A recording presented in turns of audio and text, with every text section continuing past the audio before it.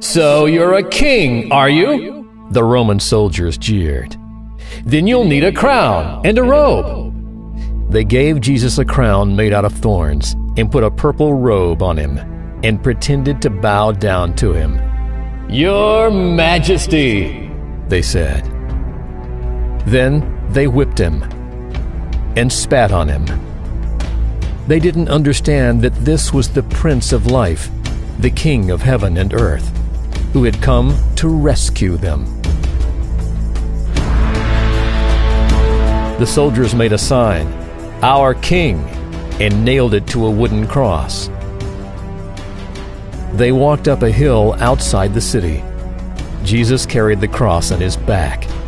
Jesus had never done anything wrong, but they were going to kill him the way criminals were killed. They nailed Jesus to the cross.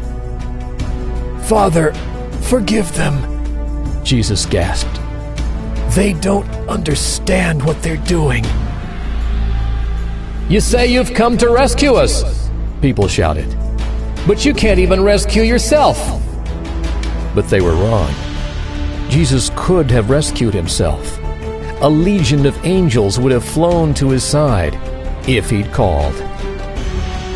"If you're really the Son of God, you could just climb down off that cross," they said.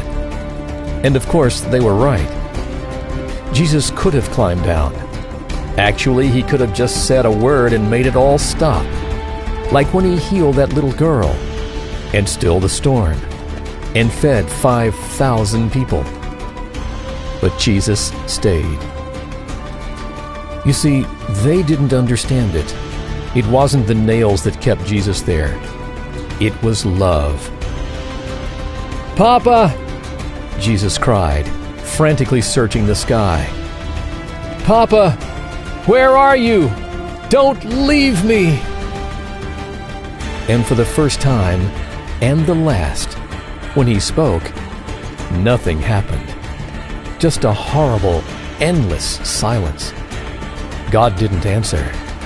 He turned away from his boy. Tears rolled down Jesus' face, the face of the one who would wipe away every tear from every eye. Even though it was midday, a dreadful darkness covered the face of the world. The sun could not shine. The earth trembled and quaked. The great mountains shook. Rocks split in two, until it seemed that the whole world would break, that creation itself would tear apart. The full force of the storm of God's fierce anger at sin was coming down on his own Son instead of his people. It was the only way God could destroy sin and not destroy his children, whose hearts were filled with sin. Then Jesus shouted out in a loud voice, "It is finished." And it was. He had done it. Jesus had rescued the whole world. "Father," Jesus cried, "I give you my life." And with a great sigh, he let himself die. Strange clouds and shadows filled the sky. Purple, orange, black, like a bruise.